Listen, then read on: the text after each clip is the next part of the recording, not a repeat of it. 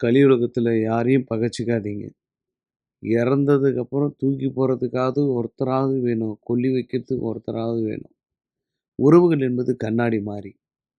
ஒரு முறை உடைஞ்சு போச்சுன்னா, மறுபடியும் ஒட்ட வைக்கவே முடியாது.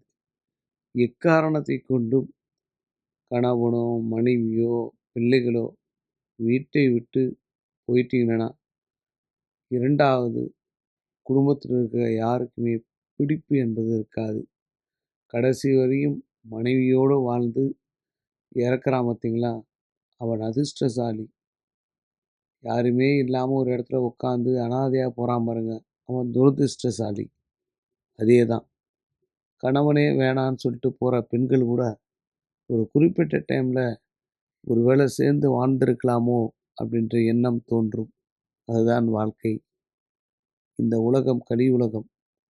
கணவன் இல்லாத மனைவி, மனைவி இல்லாத கணவன் கொடூரத்தின் கொடூரம் என்று சொல்லப்படுகிறது.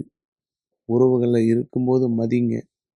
இல்லாதபோது ஃபோட்டோவுக்கு 1000 இனிப்புகள் வைத்து பிரயோஜனம் இல்ல. வாழ்க்கை கசக்கும்.